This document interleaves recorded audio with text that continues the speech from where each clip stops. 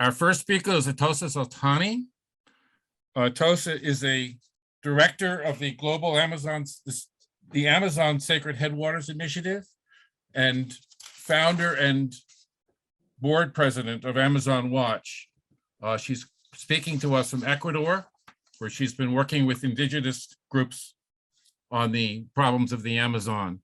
I was first very impressed with an interview I heard of Atossa from Glasgow, and that entitled me to invite her to this. So for our first global perspective on water, Atossa Soltani. Thank you so much, Christopher. Good morning, everyone. It's great to be here with you on this important subject and this important time on our Earth. Again, Atossa Soltani, I've been working in the Amazon Basin since early 90s in a number of capacities, mostly working on global campaigns to protect the forest and uphold indigenous rights. As Christopher mentioned, my work currently focuses on the headwaters of the Amazon. It's an area the size of the state of Oregon, where beginning high up in the glaciers in the Ecuadorian Andes, and basically going all the way down to where Iquitos is in Peru, basically where the Amazon River is first called the Amazon. In this landscape, we have 30 indigenous nations working to protect their ancestral rainforest homelands from an onslaught of industrial scale resource extraction projects. It's probably familiar to most of you that logging and mining and oil drilling, large dams and roads are basically fragmenting the Amazon basin. And here we're working to we've been working to create a vision for a transition, for ecological transition, where the remaining forests are protected, where solution pathways are advanced that help to reduce deforestation, stop the expansion of extractive industries, and support indigenous stewardship of and well-being of the people who live in this landscape. There is a series of solution pathways that we helped compile into what we're calling the Bioregional Plan 2030. And it's available on sacredheadwaters.org website. And this plan is basically nothing short of a full-scale transformation from a life-blind economic system and governance system to one that is basically life-affirming. And here in the headwaters of the Amazon, about business as usual scenarios would indicate that we would 80% of this forest would be in some way compromised over the course of the next decade. And so that's why we're at crossroads here in the headwaters, working to advance basically what we see is a full holistic way of supporting standing forest economies, regenerative bioeconomies that value standing forests, value biodiversity, value the hydrological basins of the Amazon. And whatever happens here in the headwaters affects the rest of the basin. So that's what I've been up to here in the last 5 years. And it's been an incredibly important work. Now, let me tell you a little bit about my longer trajectory of working on the Amazon since early 90s. Obviously, people have called the Amazon the lungs of the earth, the Amazon basin being the largest rainforest on planet Earth and something like the size of the United States. And this area is basically not just the only rainforest. If you look at from space, if you look at planet Earth, the tropical rainforests form a green belt around the equator. It's about 3,000 miles wide. And here, the Amazon and tropical forests in general serve as not only the way that they're called the lungs of the earth, in the way that they absorb CO2 and emit oxygen, in a way functioning like the earth's lungs. But actually, scientists are now showing us how the rainforests, especially the Amazon, serve as the biological heart of the hydroclimatic system of the earth, in the way that the forests basically circulate vapor and moisture and drive it around the planet, and help to create also a cooling effect on the planet in the way that they're mostly covered by clouds and help to reflect back sunlight. The way that the moisture and rainfall, they're basically rain machines of the planet. The Amazon being the largest one, the largest system, is been called the heart of the biosphere. So just to break down that a little bit, we're talking about water. And first imagine that the Amazon River is the world's largest river. Of course, if you add the flow of the next 6 largest rivers on Earth, and you combine the flow of the next 6 largest rivers on Earth, it's still just basically about the same size as the flow of the Amazon River at its mouth. Now, that's just what's pouring out of the system into the Atlantic Ocean, 200,000 cubic meters per second.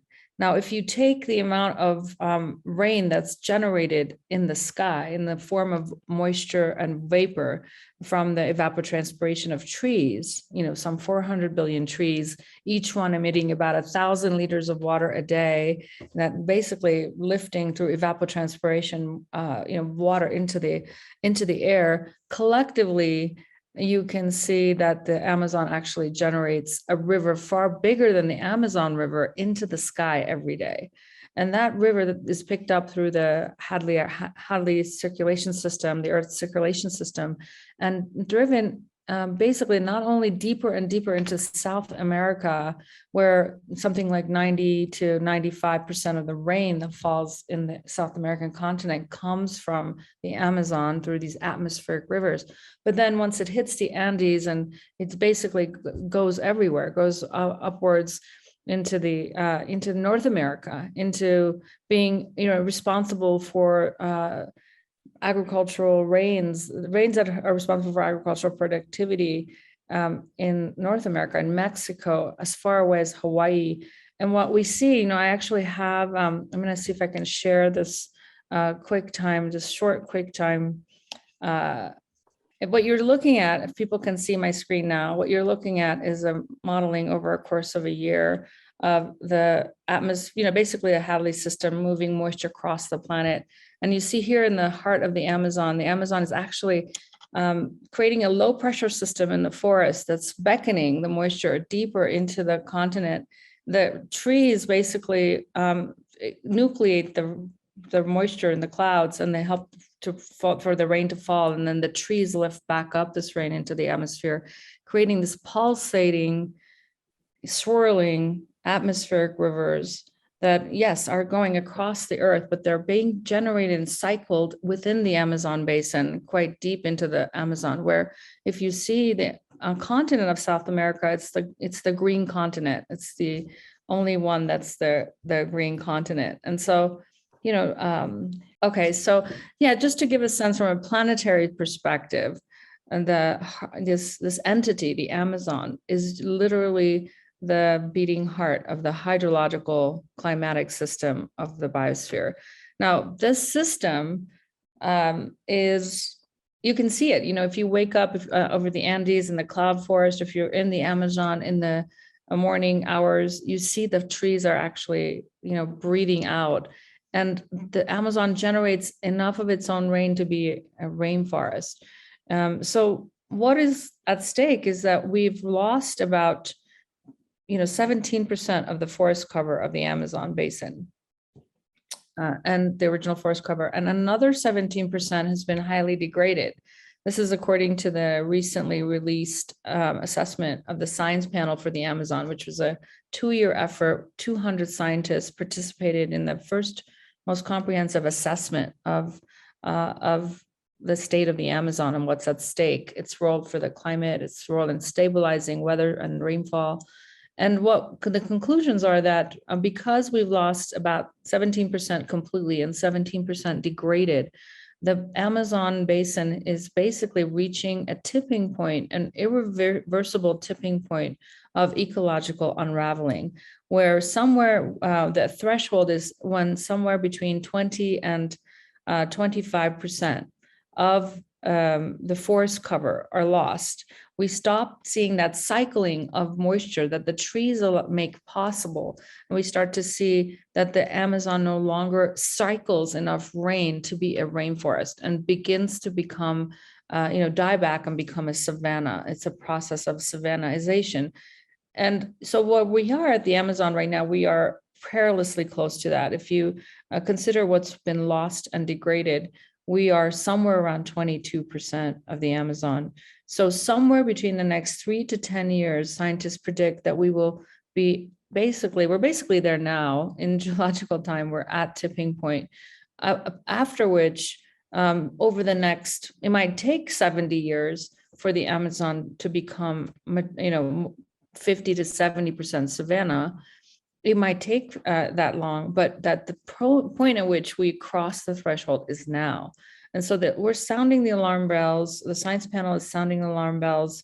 Organizations I work with in the Amazon from, the indigenous nations of the Amazon Basin are sounding the alarm bells that we are in this irreversible tipping point of ecological collapse of the Amazon. It's irreversible, it's now. The actions we take now in the next 3 to 5 to 10 years will determine the future of the Amazon for the next 1,000 years. Now, mind you that the Amazon Basin represents one of the largest carbon storage, storage systems of planet Earth. Not only are we seeing that the Amazon, because of deforestation, is now in this point where it's deforestation releasing more CO2 in parts of the Amazon than the forest is sequestering. And the Amazon is starting to become, in parts of the southern Amazon, not everywhere, but in parts of the southern Amazon, you're seeing that the forest is becoming a net emitter of CO2 instead of, a sequester of carbon.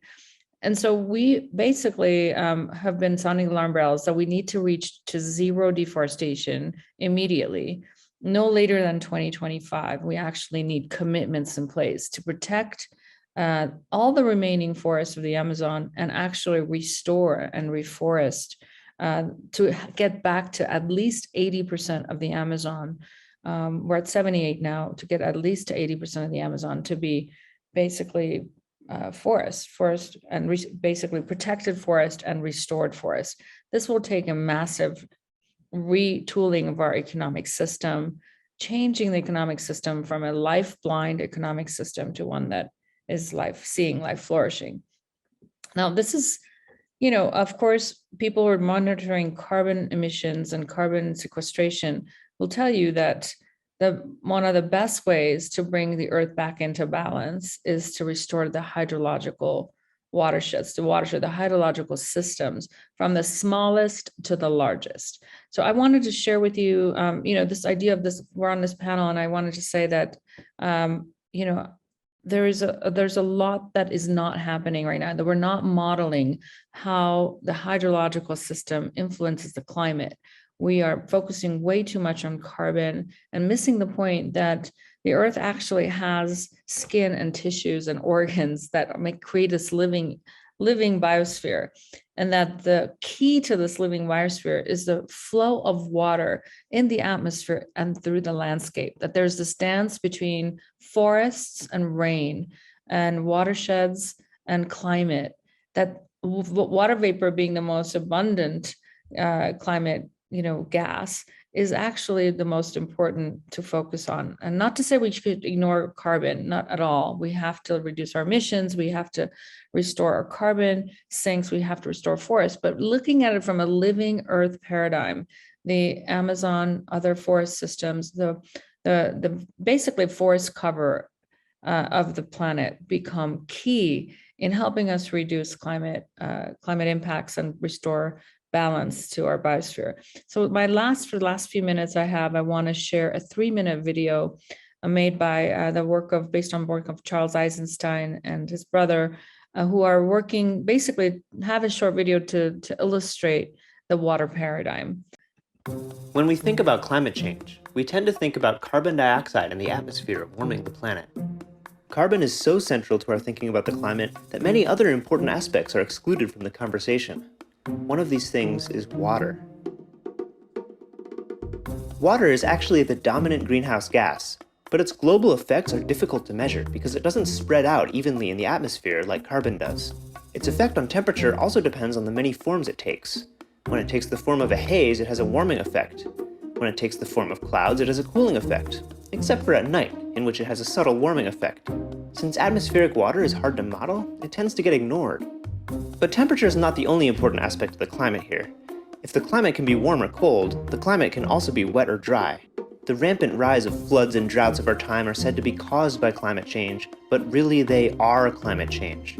While temperature does have some effect on rainfall, floods and droughts are primarily caused by disruptions to the hydrological cycle. We tend to think of the water cycle this way.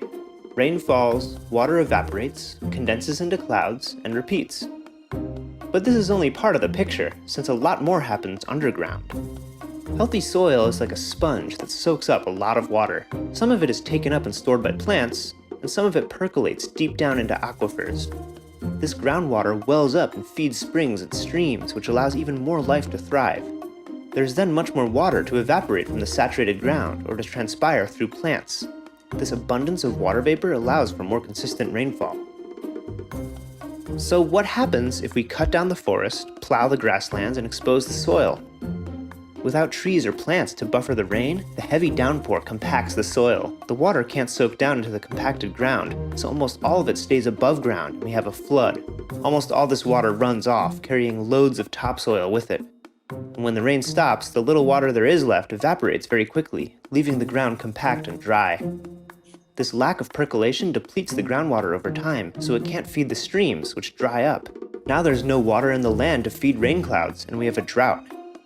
If a rainstorm does come, it just creates another flood and worsens the subsequent drought. Instead of consistent rainfall, we have a flood-drought cycle. Fortunately, it is possible to reverse this trend. There are ways to regenerate ecosystems and restore the water cycle pretty rapidly while feeding people in the process. Making subtle changes to the land's topography can slow the flow of water, allowing more of it to soak into the ground and be used by plants. Plants with deep roots help break up the compacted soil, allowing water to percolate deeper. Everyone has a place in reversing the climate crisis. Whether you're working to protect healthy ecosystems, regenerate damaged ones, or just helping yourself or your neighbor depend a little less on industrial agriculture, you are helping the earth heal.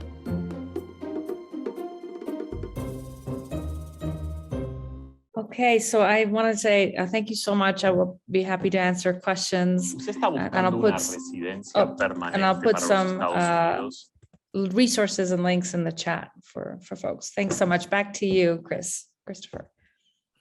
Thank you, Atossa. That was very interesting. Michael, do you have any comments for Atossa? The point here is to have a discussion between you. Yes, I'm here. Hello. Good morning, everybody from Europe, from Danube River watershed. And it's a Do you have any like questions Amazonia? or comments for Atossa? Yeah, yes, my comment is Okay. it's quite very interesting to relationship between states of water, evapotranspiration, and water cycle. And do you have some knowledges or experience with destroying of landscape in Amazonia? Because I know that it's a lot of cutting of trees and some huge massive deforestation in part, and exists some research or monitoring how is working just now in this place.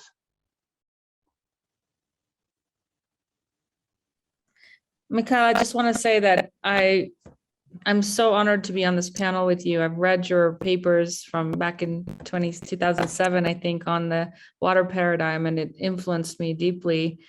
Someone sent it to me like 3 or 4 years ago, and it really was perfect timing. So I want to thank you for your contribution to helping us understand the water paradigm. And it's an honor to be meeting you this way. And I've been sending your paper to lots of people, scientists and others who work in the space. So yeah, so what's happening in the Amazon is a symptom of the global economic paradigm. We are basically seeing the dismembering of the most biologically productive system on planet Earth. And that we have an economic system that ignores biological productivity. That's a key problem that we're hoping to address. Right now, we have a president in Brazil. Of course, the Amazon basin is 9 countries, not just Brazil. Brazil has 60% of the Amazon. And of course, the president that's in office right now is basically one of the worst things that's ever happened to the Amazon.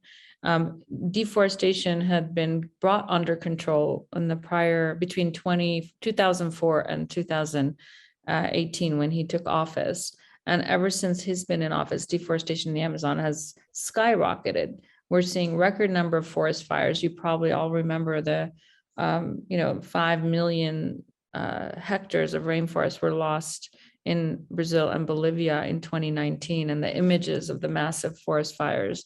And those were not man-made fires. Those are not wildfires. They're man-made fires set by farmers who clear the land, let the forest dry, and then set the forest on fire, because rainforests don't usually catch on fire otherwise. And so what we've seen is like basically attack on the biological, vital organs of planet Earth. Most of the deforestation is in Brazilian Amazon is for cattle ranching and large-scale farming. Brazil now exports 20% of the world's beef, so we see a lot of cattle ranching as the culprit, and large-scale agriculture for soy, which also is for animal feed, etc. In the Andes Amazon, where I'm working now, a big threat is around mining and oil drilling and large dams. And those are basically, you could say that 90% of all deforestation is happening within 10 kilometers of a road. And so anytime there's a road built into the forest, we see pursuing that is deforestation.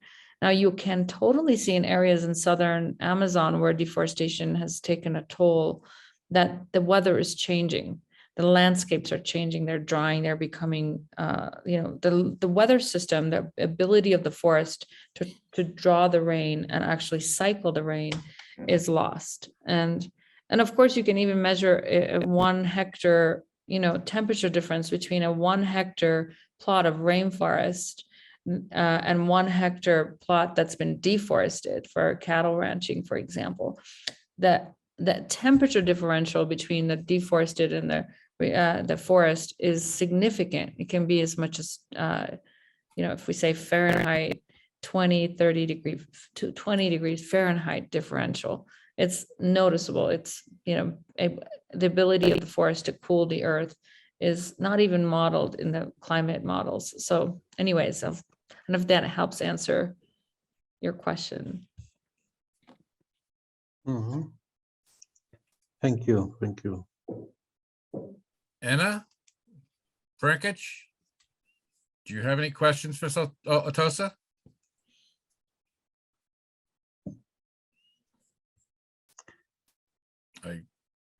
She's disappeared. Maybe I have one question about this. Your Atossa connection with indigenous people and how you are working and how it's helping for that, because it's native people in Amazonia needs to be part of for international helping, because it's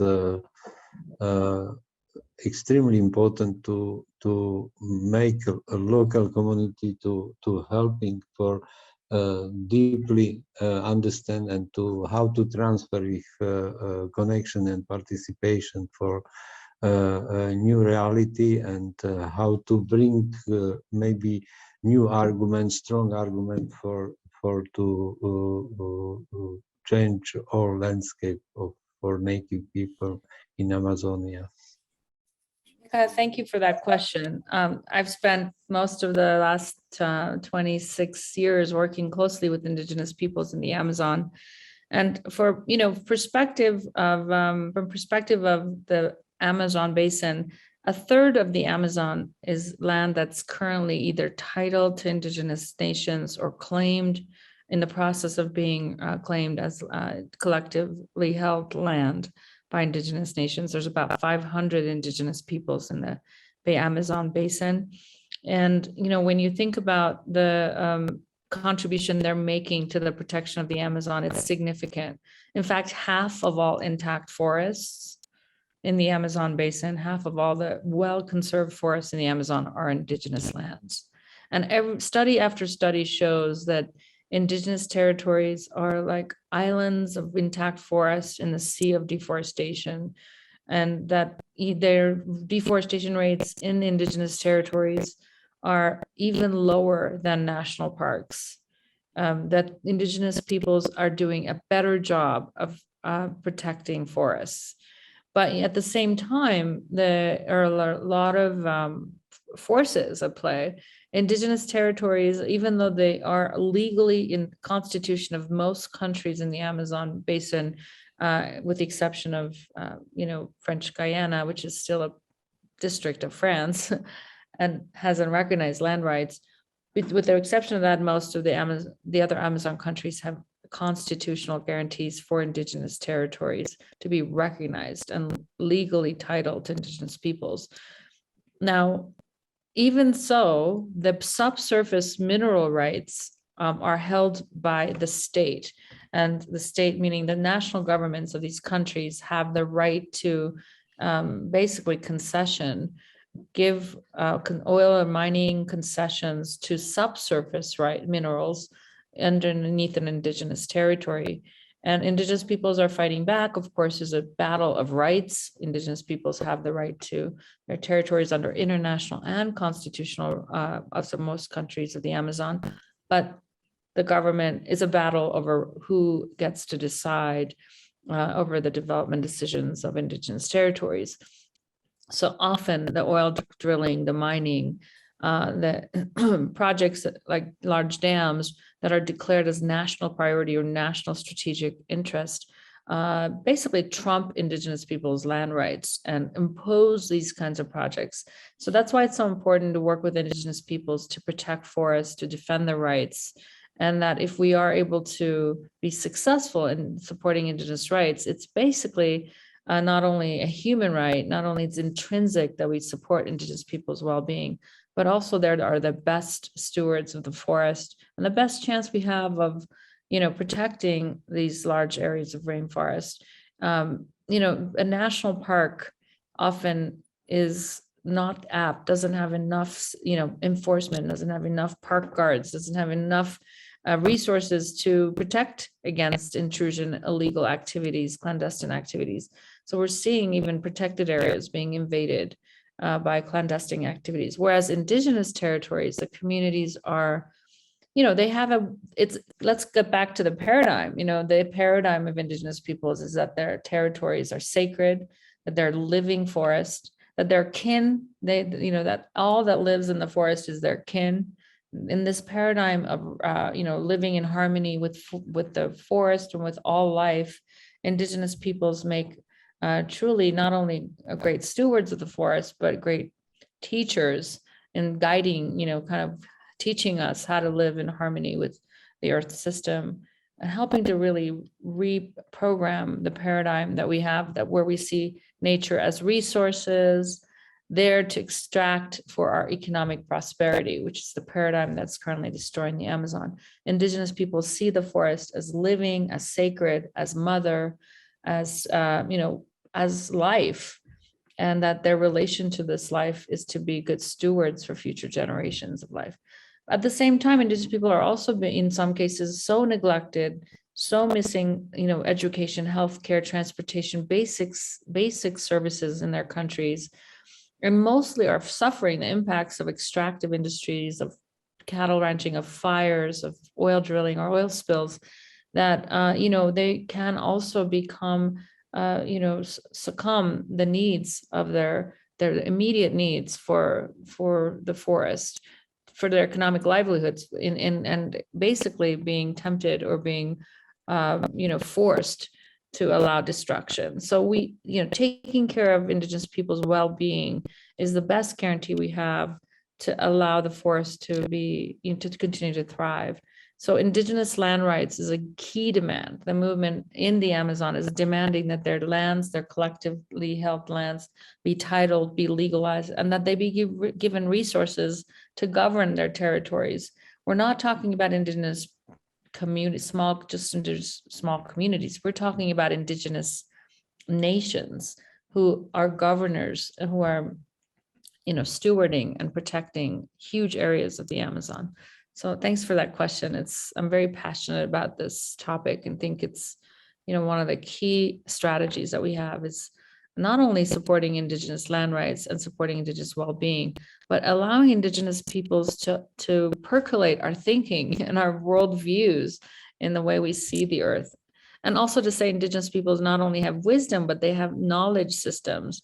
They understand plants, the movement of animals, the movement of weather, crops. They have actually in the Amazon done this shifting agriculture to the point where they've increased the plant biodiversity in the Amazon. In the Amazon, we see not just wild forests, but a combination of wild forests and cultivated gardens, where indigenous peoples created new species of plants through domestication, a mixture of domestication and wild, and through their agricultural practices. So we have a lot to learn from them. So I appreciated this question.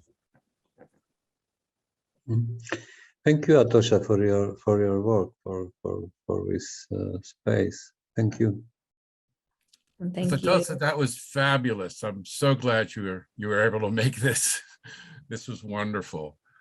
So Michal, you're up next. Michal Kravčík is a well-known Slovakian scientist, hydrologist, author of the book Water for the Recovery of the Climate, a New Water Paradigm. I'm one of the blessed people that actually has an autographed copy when he came and visited us in 2015. So I've been very aware of his work ever since, and he's worked for, I won't read the list of countries, but it looks like it covers half the planet. And his influence has just been terrific. I know he's been here a couple of times talking to governments and worked with various international organizations and national governments. So Michal, you're on. Yeah, thank you, Christopher, for some information about my ambition. And I am technocrat. I studied on the technical university in Slovakia, but my dream was to strongly oriented to be art. And this conflict in my my mind create maybe some interaction between water, nature, and art, how to be more success. And I deeply just now understanding that I was quite happy way for my life, because I deeply understand about how is working people on the local level, and like Atossa say about these indigenous people, and we are starting 30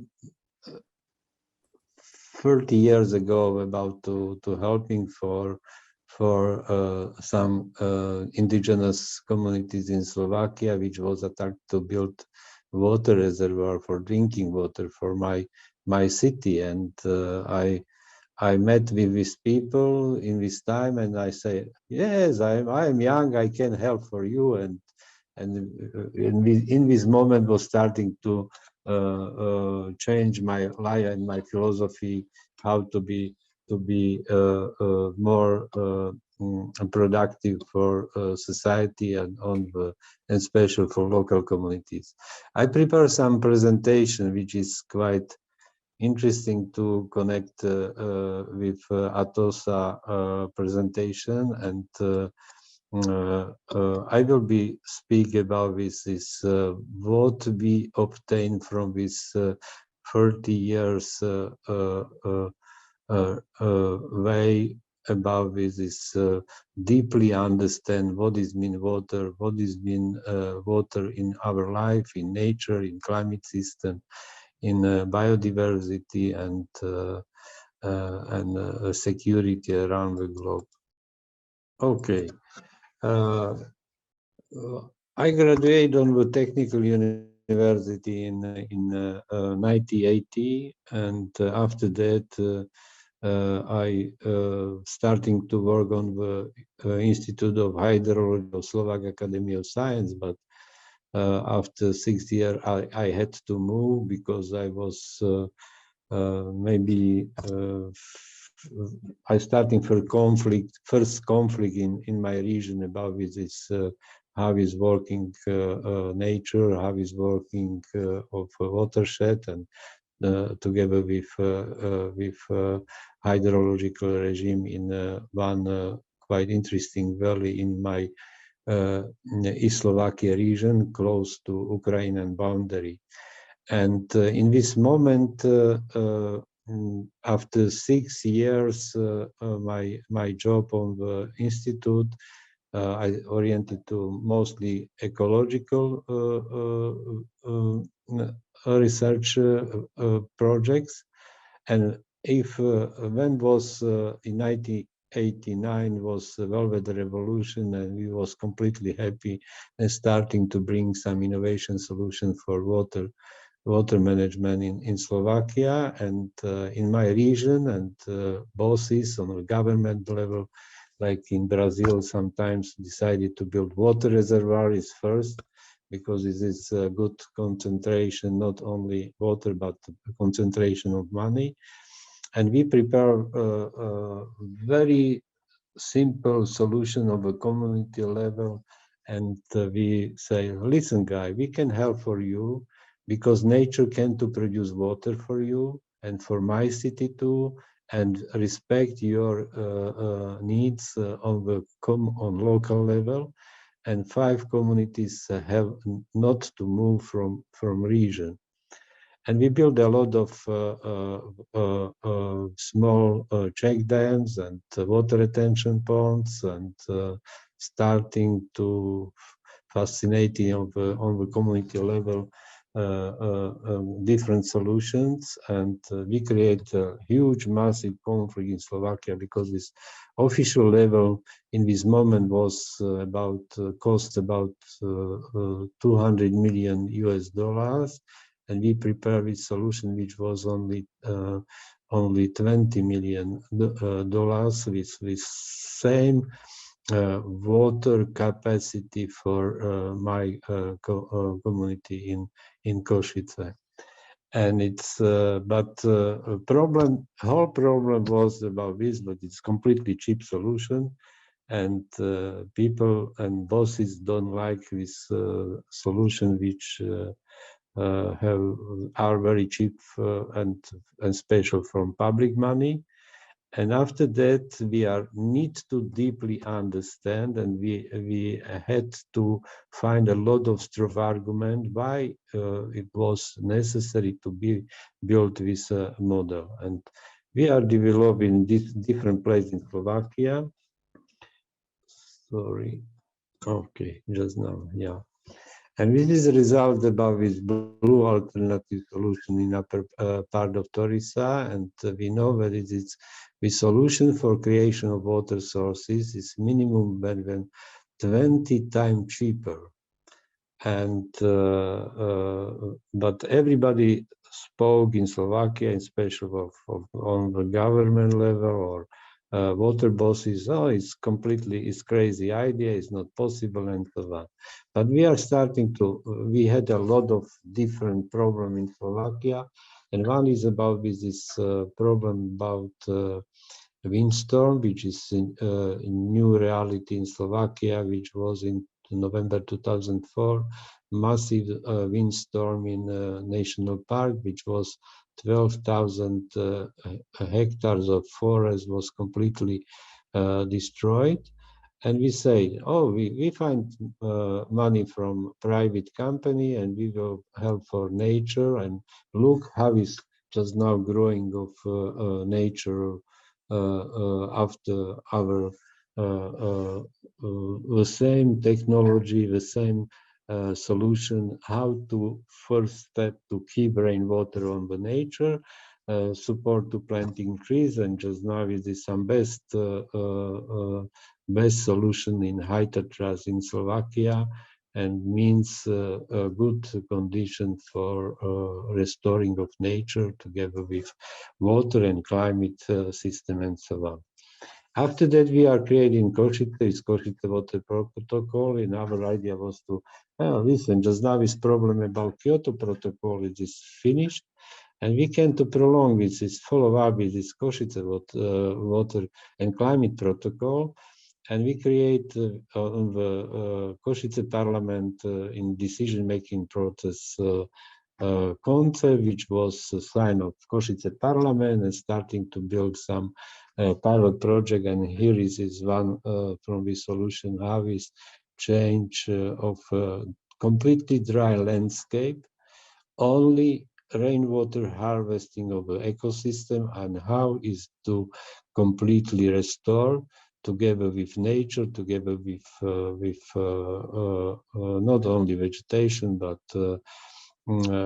fauna and flora, with a very nice climate system, because just now on this place is more than 3 degrees lower temperature like was in 2005.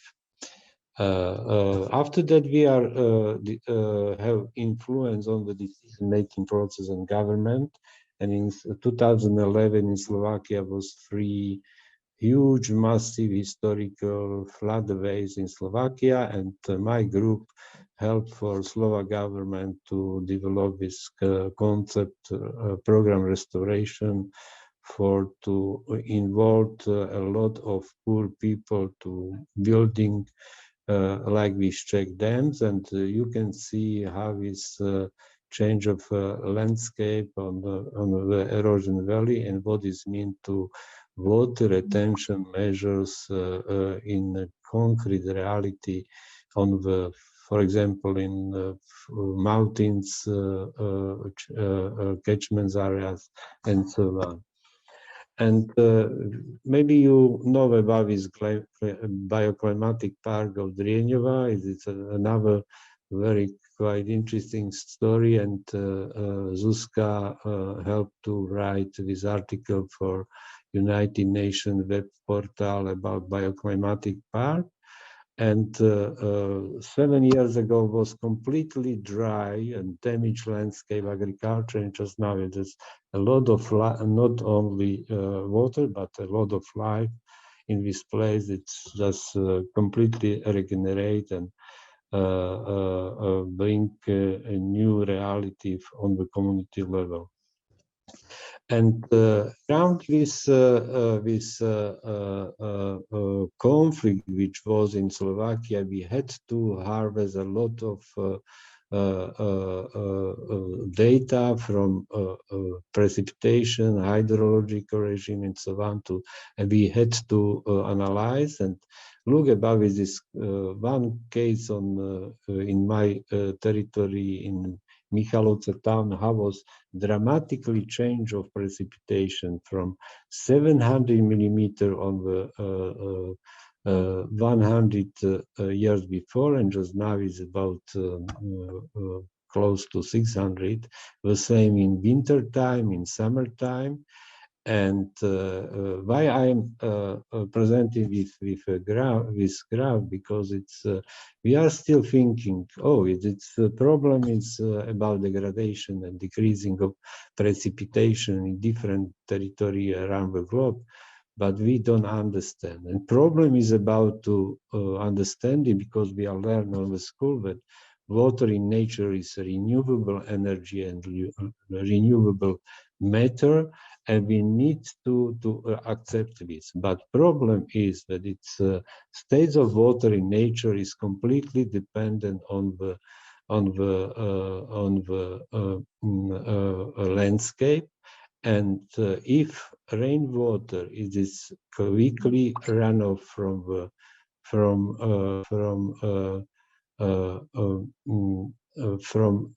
nature, from damaged landscape, starting to dry up of ecosystem, decreasing of photosynthesis, decreasing of biomass production, decreasing of life, decreasing of water balance, and so on, with overheat of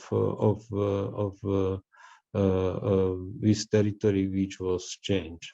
And problem is about to understand how is this water loss from a small water cycle, because a whole problem is about water in the small water cycle. On big water cycle is constant only in one case. When its landscape is not changed. If we are starting to change of landscape, for example, from forest to change to land, agricultural landscape, and to urbanize of some landscape, or to build highway or roads, and after that with this water loss from ecosystem and so on. And we find that in Slovakia, it's annually lost about 1% of annually from water balance, in which are recycling between ecosystem and atmosphere, which is water in small water cycle. And we make a lot of analyzing about this. How is in trends in Slovakia in precipitation. It is look about this reality. It's 120 years ago. It is approximation. It's blue line was like this one, and just now it's completely in 1970 was changed, which means in summer part is increasing of precipitation, in spring is decreasing, and autumn is decreasing, and starting to change is like one trend is oriented to like bigger flood. It is 40 days of raining and after nothing. It is about decreasing of precipitation in part of territory in Slovakia, and we have a big problem about loss of water from small water cycles. And problem is about is growing of precipitation in summertime, and this prolonged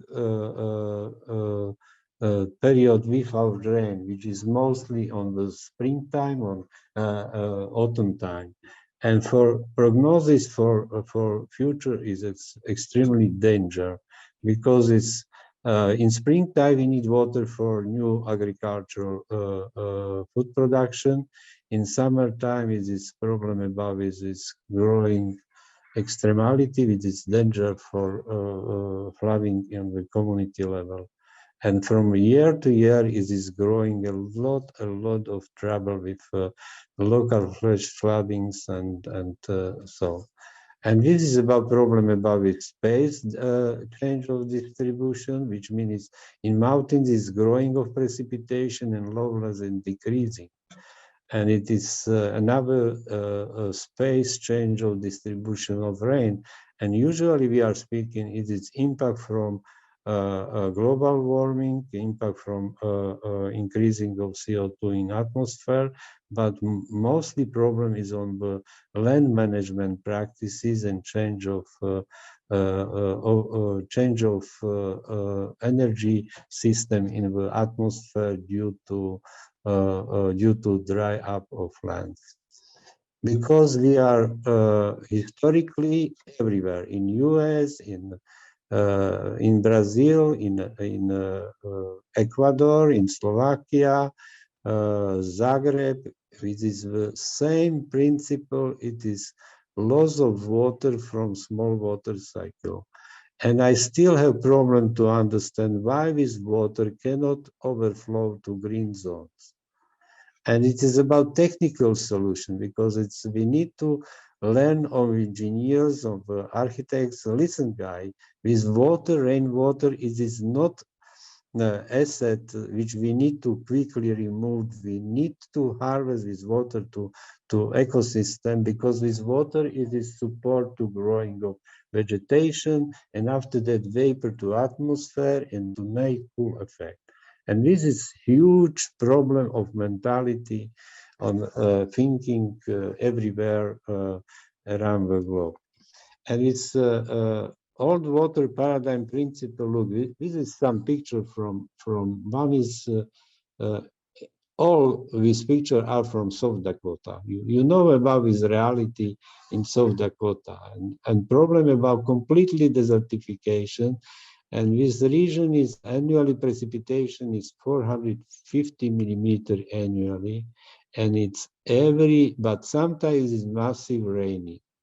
And people and system and engineer decided if we have a lot of water, we need to create conditions to very fast runoff to away, to streams, to river and to sea. And this is basic principle to loss of water from small water cycles. And in Slovakia, is annually lost in 1% of water from small water cycle, and balance is about 250 million cubic meter. If Slovakia is a very rich country of desertification, and it's globally is 760 billion tons of water lost from continents and harvest to ocean. And people and global majority groups still thinking, oh, sea level rise from iceberg and melting of ice. Not true, because it's mostly is problem about desertification to overheat of landscape and with increasing impact of change of temperature of cold zone, like Anastasia Makarieva saying still about this biopumping theory. And if you are looking over US, look, this is concrete solution from 2012. And in 2012, in central part of US was huge, massive dry heat islands. And with condition for dry up, with production of a lot of sensible heat to atmosphere, produce stop to barrier to concentrate of huge, massive clouds on the east coastal zones. In reality, it's like this. Look, this is, and from this massive clouds was created superstorm Sandy, which is extremely dangerous, create condition of flooding in east coastal zone, but inside on no rain. And this part was completely historical dry up of land, and with a very dangerous situation for agriculture production on the South Dakota, Arizona, everywhere in central part. And problem is about this energy system in atmosphere. And if you are looking, it is not only about desertification, deforestation, because it's, for example, it's how is change of the forest plan in from 17th century to next 2010 is completely clean without massive forest in US. But another problem is about the same, which was decided in Sylvester last year in Boulder in Colorado, which was massive windstorm, which create extremely dangerous fire situation.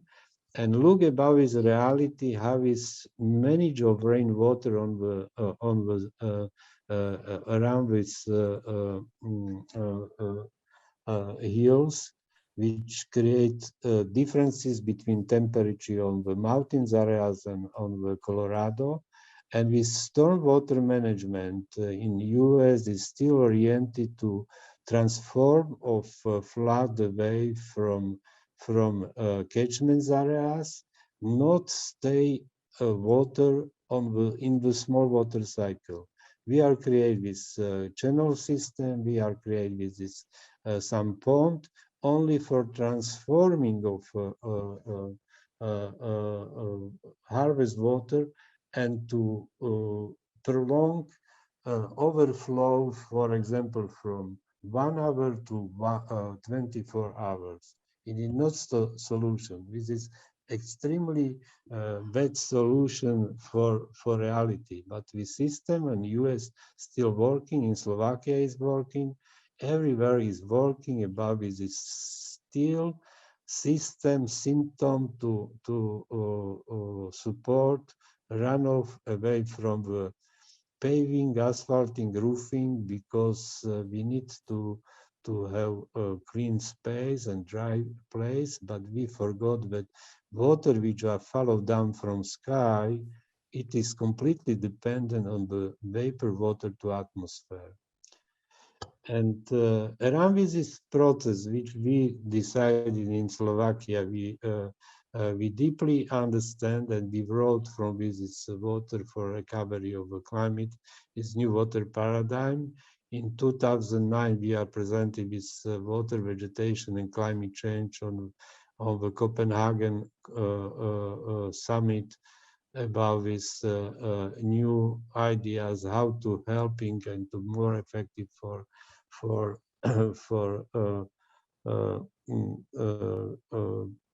recovery or healing of climate system. And the same is this some scientific special issue, water journal, International Journal for Water, which was edited by Professor Ariel Salek from Australia. And this is basic our document which we trying to spread to auditorium and calling, listen guys, please help for water to harvest every drop of water because it is our life. And how is working with this loss of water from small water cycle? Listen, this is timeline, and it's infiltration. If it's with influence of degradation of damage of landscape, infiltration is lost, which means decreasing. If infiltration of rainwater lost from landscape, from soil, after that evapotranspiration is lost, which means on the 100 years is completely lost everything, and water in small water cycle is still decreasing. On the end, it is zero. And with this growing of extremality of weather, with decreasing of precipitation, which means it is extremely dangerous reality. It is very bad news for perspective, for sustainability of our life of planet Earth. And how is working with model about with this solar energy, because we need to understand deeply between relationship between sun and water. And we know that we have a lot of water in the system, in the ecosystem. After that, with its solar radiation, with its flow to ecosystem, is this consumption on evapotranspiration of water, which means change of water to air, which means 70 to 80% of this water with energy from solar is consumed on the evapotranspiration. If this water loss from ecosystem, after that with the solar energy transformed to sensible heat and stay on the troposphere and may overheat and make everything and create its big massive chaos in atmosphere. And if for better understand, with sensible heat is from dry land like agriculture or from urban zones. If we have a lot of green, after that it's from green is produced latent heat. 80 to 90% is flowing to atmosphere of latent heat. And this latent heat is extremely important due to law of saving of energy and molecule of water transport to latent heat to atmosphere and to cold zone and create clouds. And after condensation of clouds is created its rain, and this latent heat transformed on the sensible heat on the cold zone in atmosphere. If we have not water in the ecosystem and we have completely yellow landscape, after that with this solar energy transferred directly on the troposphere close to surface on the sensible heat, and create its huge, massive heat islands. And with this solar energy and water flow, it is we have two differences. One is this from That's pretty good clear. condition and a lot of water. This graphic is pretty clear. Yeah. And it's after that is we have good condition for ecosystem, and if we dry up of landscape, after that is completely with loss Yeah. of water starting to produce of Yeah, I saw sensible it. heat. I thought, Yeah. yeah. And I said, this go is for it. Adam, we can hear you. picture, satellite picture from yesterday. Look about these different clouds. If you are looking in Amazon, how is clouds yesterday was completely diverse, and the same in Africa. And if you are looking over Europe and North America, look how is this cloud, this huge, massive concentrate. And with clouds, it is not reality. It is results from to increasing production on sensible heat in atmosphere. And with sensible heat in atmosphere produce a lot of management of diverse system to concentrate. Like on the society in concentrate, the same is on the chaotic system on the forests, like in Amazonia, create chaotic system on the sky. But if you are concentrate everything, like in Europe or Latin America, North America, with a result is it is huge, massive concentrate of clouds. And the expert just now saying about this flying river.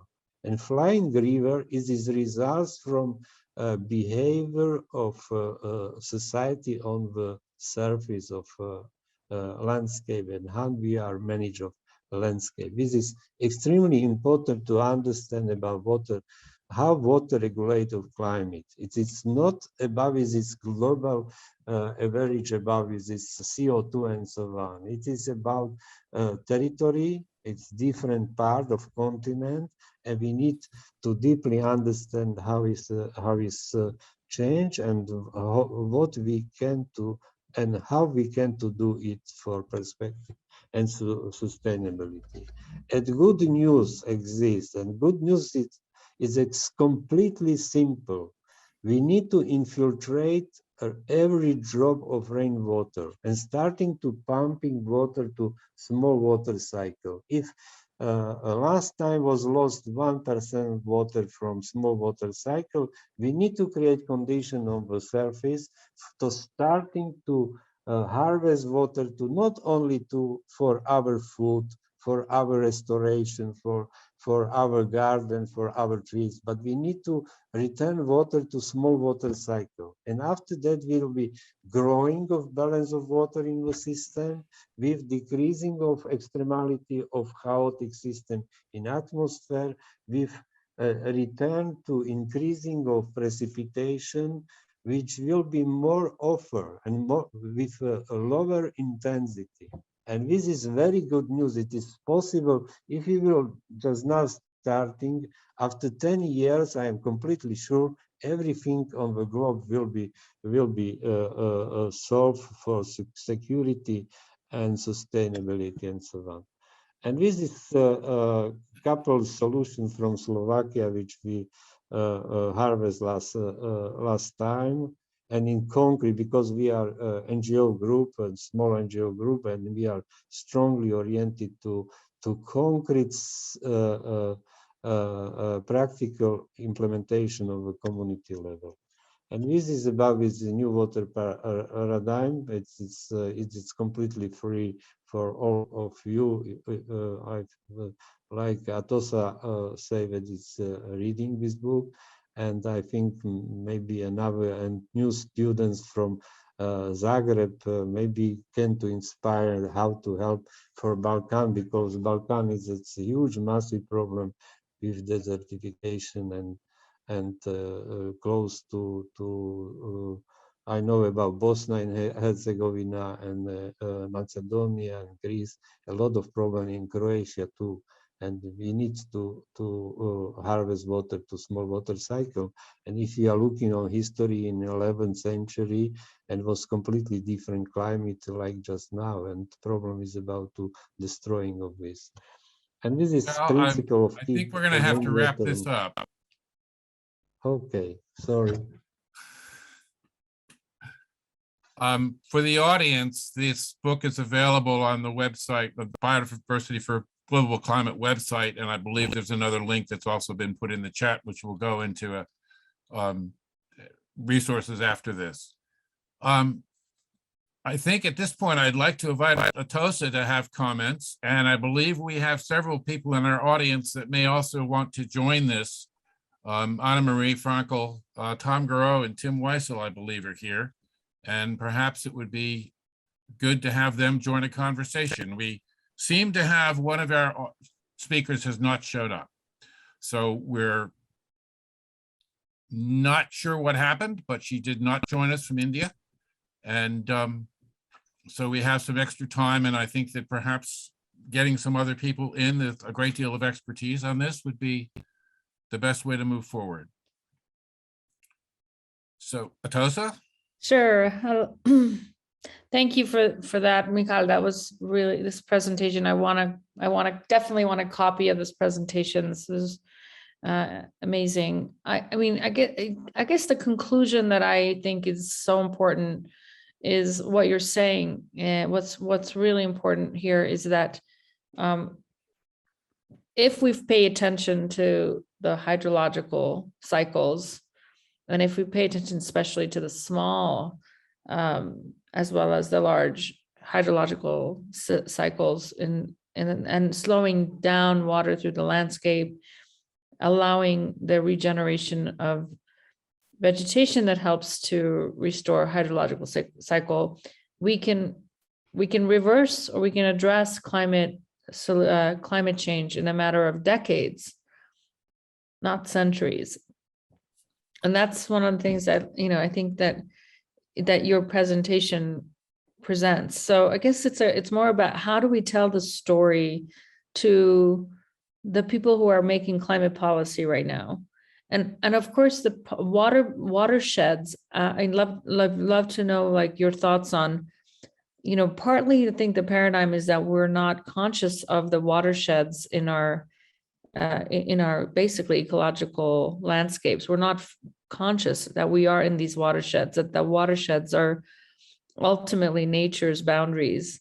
And so what are we doing how do we basically tell the story is my first question. And then how do we train, this idea of watershed and bioregional approach? How do we bring this to the people who are currently in urban planning, in rural planning, in our local governments, who basically are the ones that make policy around the water system, the hydrological system?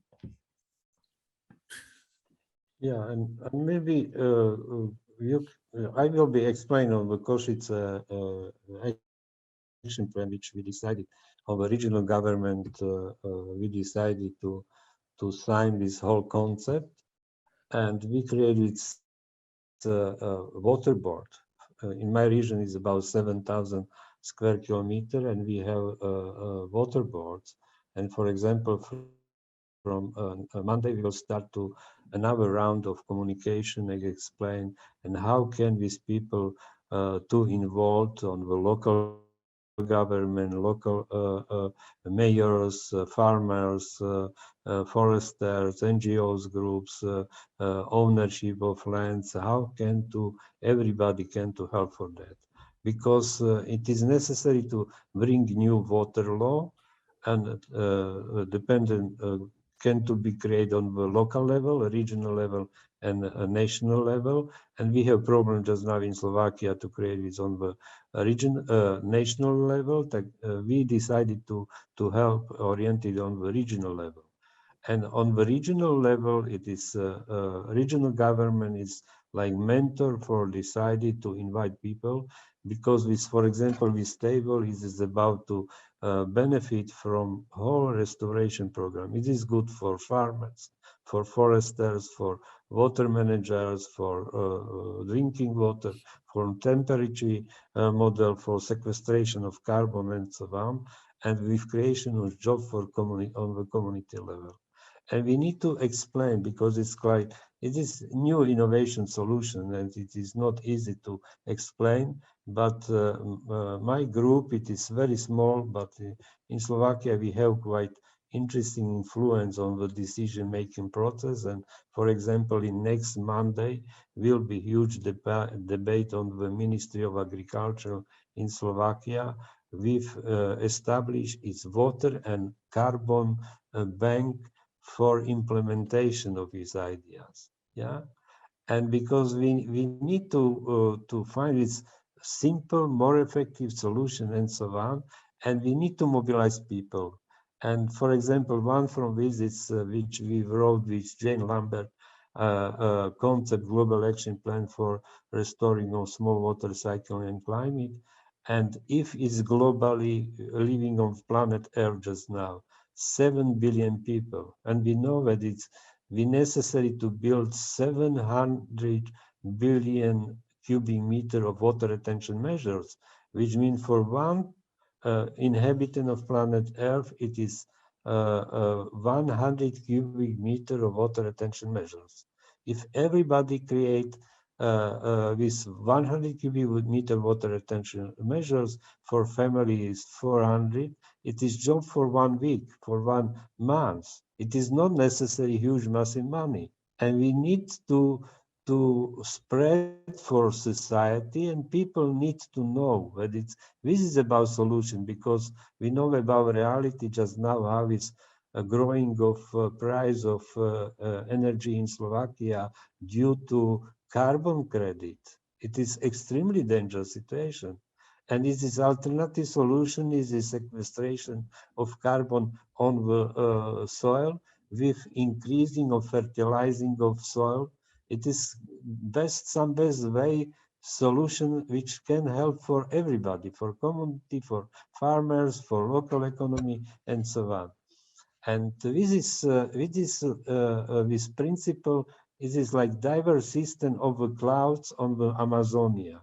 We need to create more diverse system, not concentrate decision-making process. And if you are looking on the climate policy and strategy on the planet Earth, it's still oriented on concentrate model. And the results, it is really not function. We need to create this diverse system on the society the same, and like the clouds on the Amazonia. It is best way for decision making process.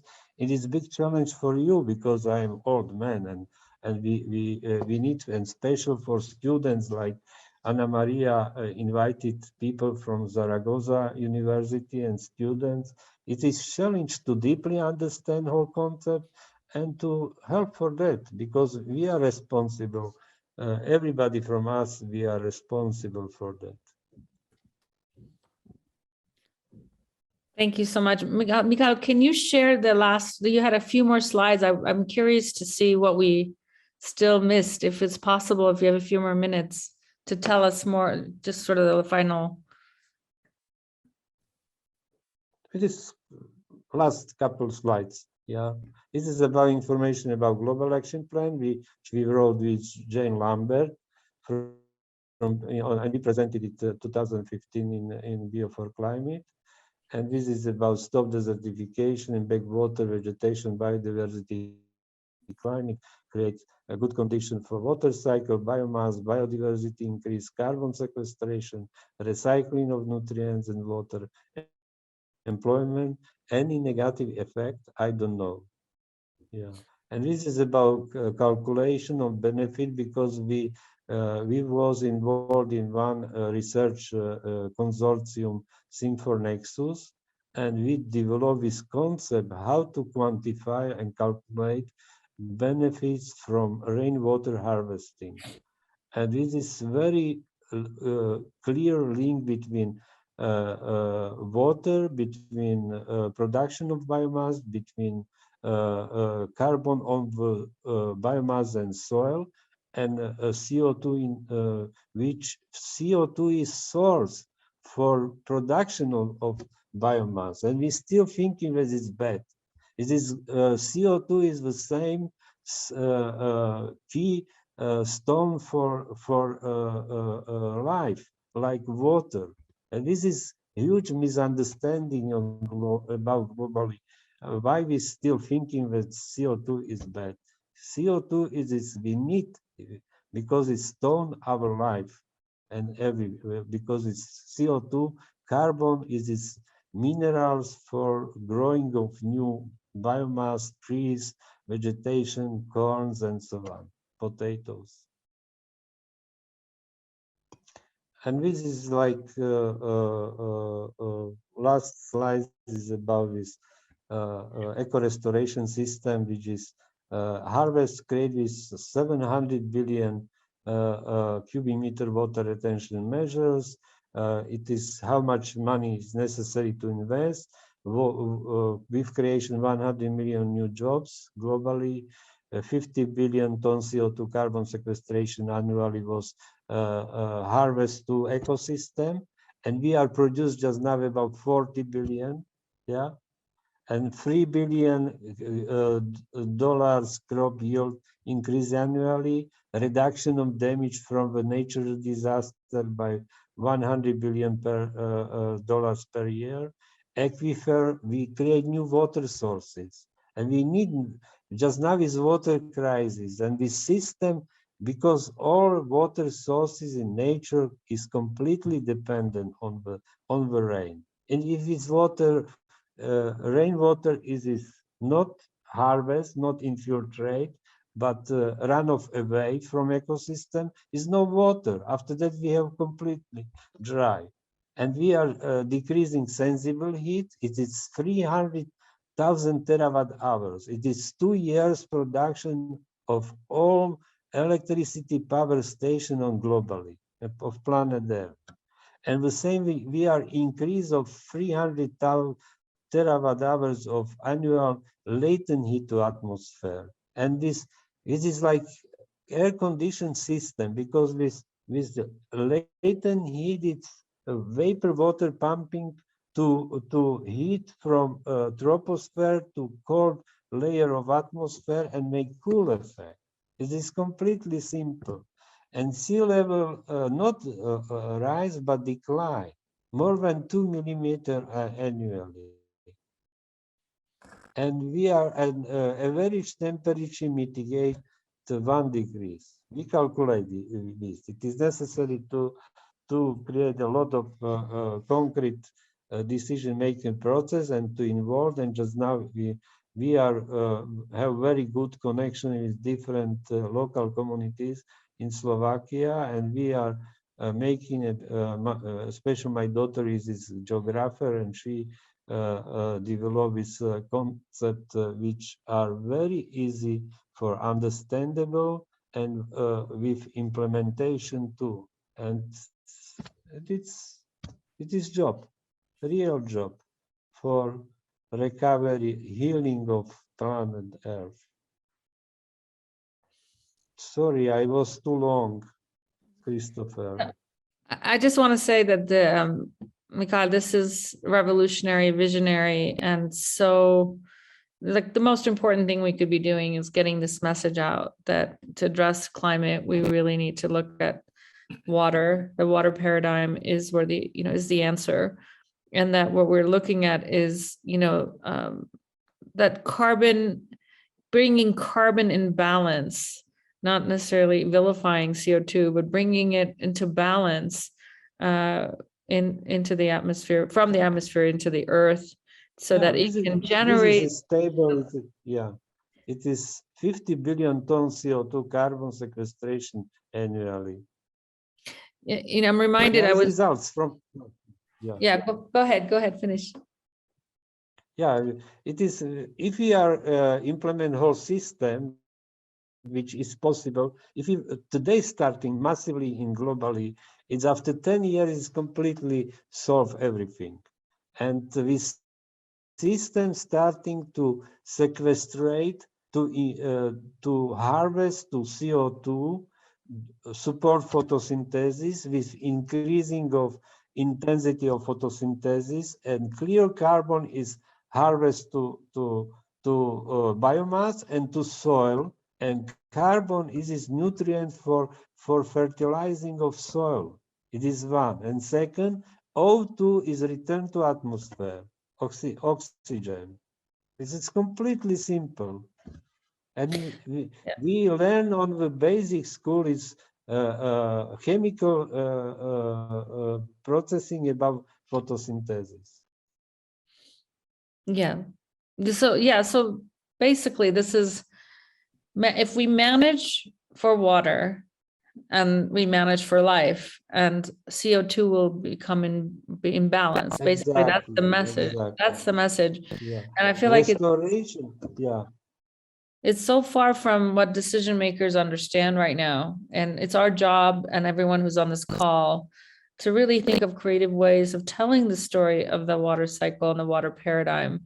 And, you know, the fact that water is the basic building block of life, that it's out of balance, it's concentrating in these, you know, violent atmospheric rivers instead of decentralized way of basically supporting the flourishing of life.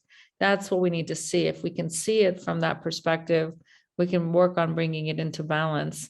And I think there's a lot of parallels in the way water is out of balance in the biosphere, and also the way that, you know, our economic system, our financial system, our money system is the other thing that's out of balance. And they're kind of like, they're kind of the two sides of the same coin. So really appreciate your visionary work on this, Michal.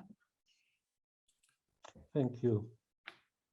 Anna Marie, have you got any comments or questions? Yes, of course. Michal? Yes, thank you. Dziękuję, Michal Kravčík, and that's also obrigada. And thank you, everybody. That is wonderful. It's wonderful to be here. And I have to admit, common sense, even, and I'm thanking and grateful to all my students to be part of this. We are actually at the University of Zadar in Croatia. It's on the coast. And we are teaching basically how to restore ecosystems and watersheds. And I think it's sometimes the common sense that we are 71% of water globally and locally. So we depend on it. And we just, it's not, when you think about it, that 70% is in our body and 70% is in the planet, that is telling you everything. And we just need to start understanding how nature solves all the problems through evolution, through 3.8 billion of years.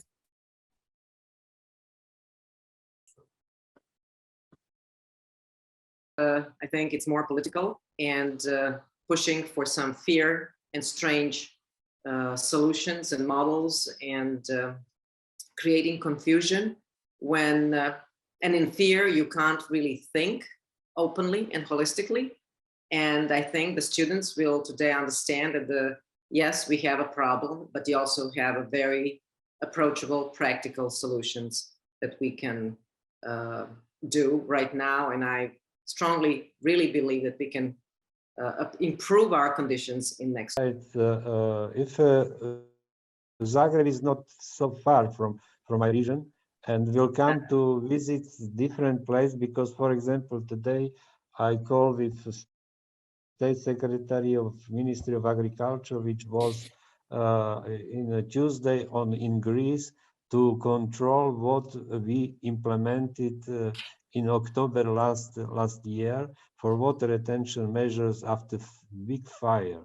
And with Martin Kovac, who is co-author of New Water Paradigm, just now is State Secretary for Ministry of Agriculture. And he was completely fascinated how it's working, because it's dry, just that was in dry, but in system it's more water, yeah. Yes. And it's this is about the reality, and we can to and just now is Greek colleague will be coming to Slovakia to learn more about this knowledges, and maybe from students from Zagreb will come to. I appreciate you. Thank you. I also have a course in biomimicry at University of Zagreb, so that's my home university. But the students, since I've been teaching, I'm also a professor at University in Boston, but I also teach for last 5 years in Croatia, and I've been teaching your practical solutions and your teams, and it is so wonderful to be part of this. And I hope that in Eco Restoration Alliance, the last slide that you showed is something that we will definitely try to share globally. And thank you everybody for organizing this. Thank you very much. Thank you for inviting to me and to Christopher and Bio for Climbing, and I'm happy to share this information because we need to more people to inform about these real solutions. Thank you, Michal. Thank you, Anna Marie. Okay, question, can you, either Michael or Atossa, can you explain how restoration of water cycles can help address the melting ice in the Arctic and Antarctic? For me, yeah? Well, it's for either one of you. Mm-hmm. Yeah, it is. If you are looking on the for example, in Greenland, and in Europe, about this behavior of Gulf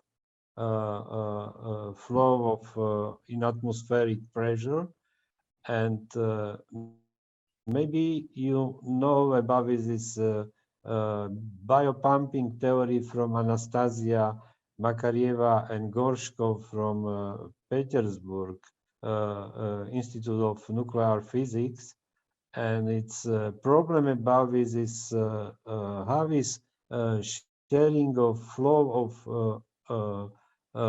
of heat in atmosphere.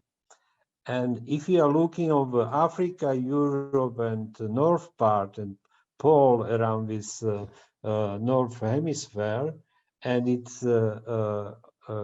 due to second thermodynamic law, it is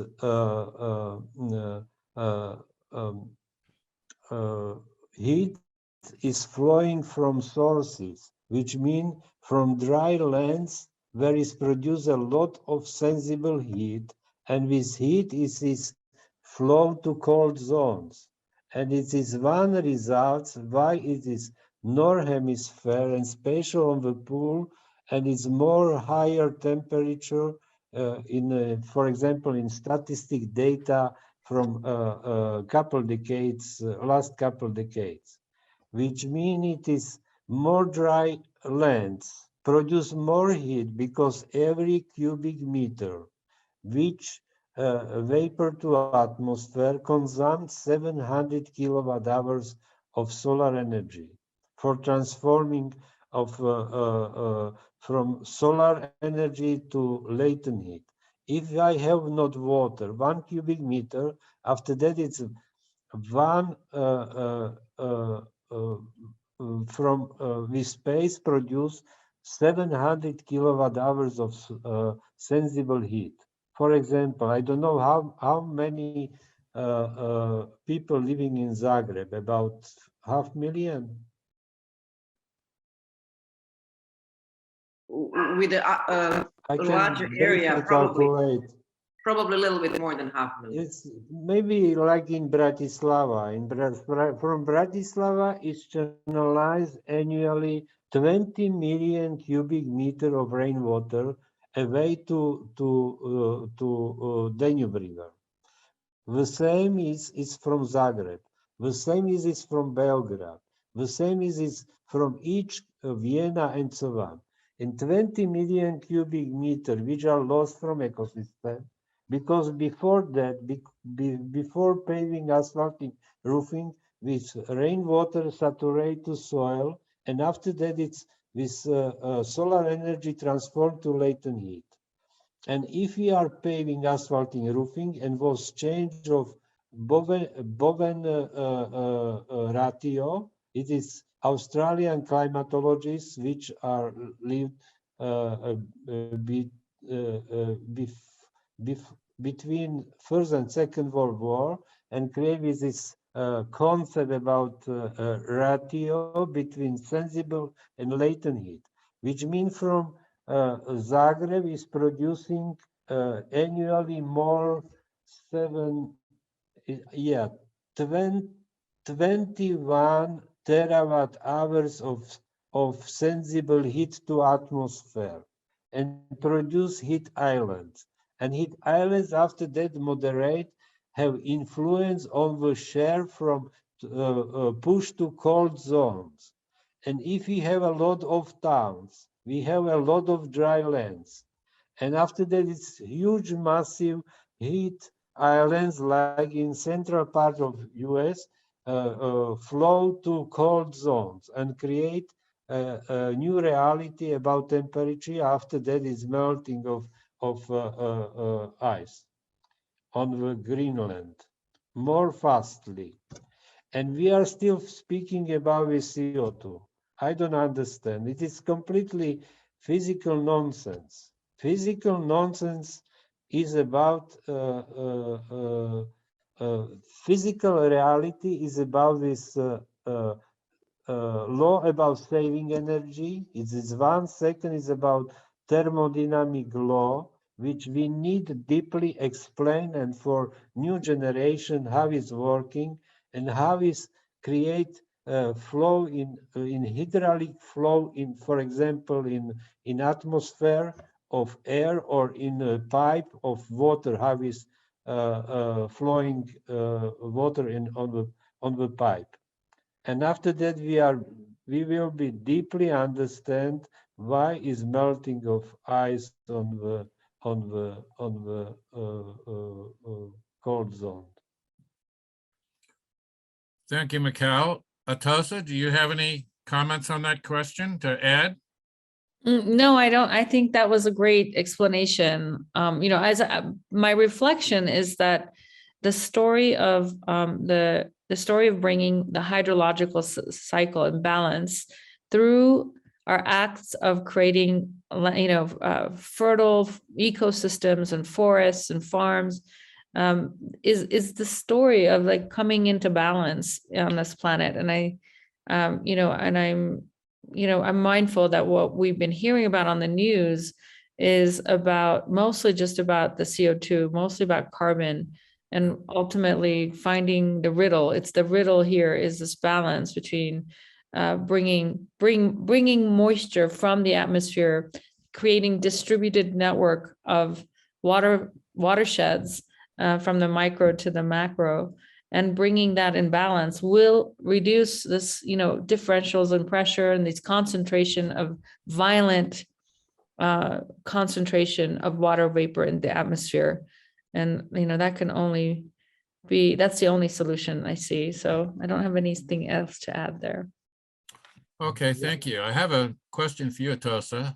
How are the temperate rainforests like the ones in the upper northwest of the US the same or different from the equatorial rainforests you're describing in the Amazon?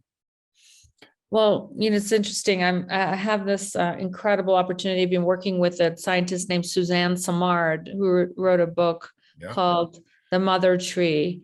And I'm learning so much. Of course, my career, when I started my career in the Rainforest Action Network back in the early 90s, I actually had a chance to work on the campaigns to stop logging in British Columbia and the old growth rainforests up there.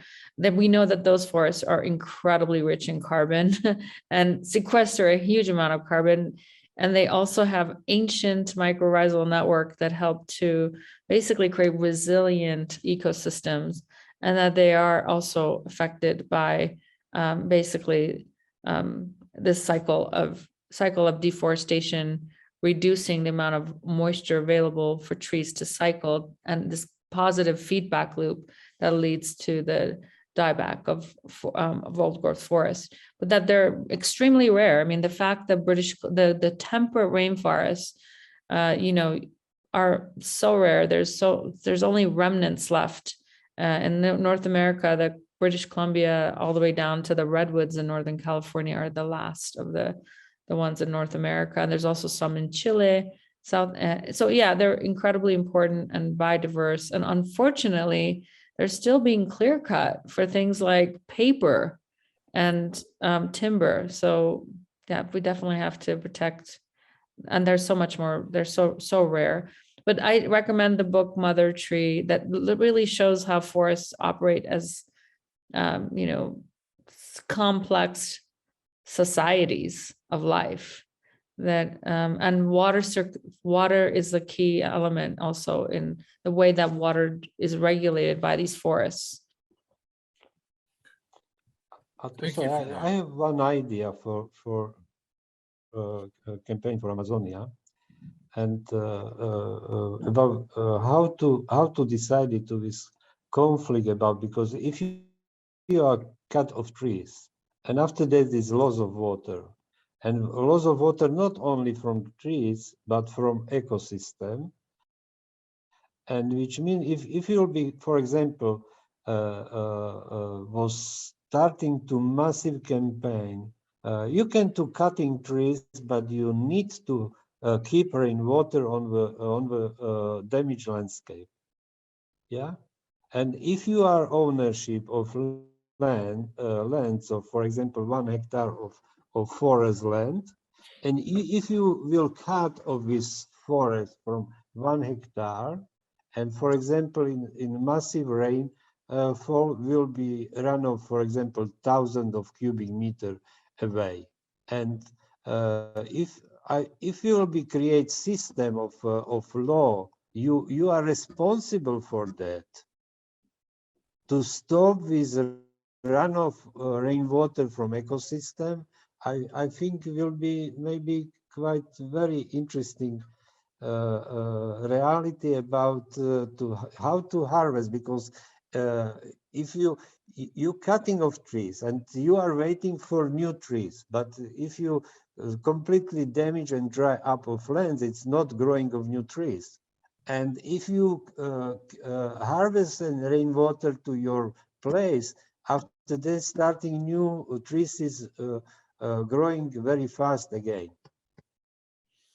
Yeah, I mean, of course, we don't, growing trees, the ideal is to protect forests, because obviously forests also contain huge amounts of biodiversity that you don't get back once a primary or well-conserved forest. Just to give you an idea, in 1 hectare, size of a football field in Ecuador, for example, here where I'm in the Amazon, there are more species of trees in that 1 hectare than in all of US and Canada combined. Ooh. In 1 tree, there are more ant species in 1 tree, 1 big ancient sabo tree in the Amazon, than in all of the UK, United Kingdom. So we're talking about just the most prolific collection of all life. And, it's hard to, and in that complex, dynamic, biodiverse system, cutting the forest, when the forest comes back, yes, I've been walking lately in forests that took about 25 years, when by themselves they came back. But the species diversity in that forest that came back is not even 1/10 of what was there of the original forest. So we have to also look at the qualitative aspects of life, and not just a quantitative. And I think that's, what I would say is, yeah, we definitely need to hold accountable those who are deforesting, and definitely hold them accountable, not just for loss of forest biodiversity, but also water and water retention. So I like that idea. But I think that, we also just have to look at with eyes that see the diversity and complexity of life. Christopher, Yes. I'd like to add to that and emphasize what she's saying with 2 other dimensions. The big difference between northern forests and southern forests, that is tropical forest, is that the carbon bank in the northern forests is in the soils. The carbon bank in the tropical forests is above ground in the biota. As Atossa just emphasized, it's in an enormous variety of different species above ground and in the near surface topsoil, with the extraordinary array of different well, things that haven't even been cataloged or even discovered in some sense in the mycorrhizal layers. But the fact is they're very poor soils and they're not deep in the Amazon or in West Africa, where I've worked for years in tropical forests of the Ivory Coast. And in fact, they can be washed away in those dramatic pictures you can see with soil erosion in the Amazon and off of every African river. Topsoils take 10,000 years to grow an inch in the tropics. They can disappear in one rainy season. In addition to the biodiversity aspect, which Atossa just emphasized, you might want to keep in mind the macro questions of oxygen exchange.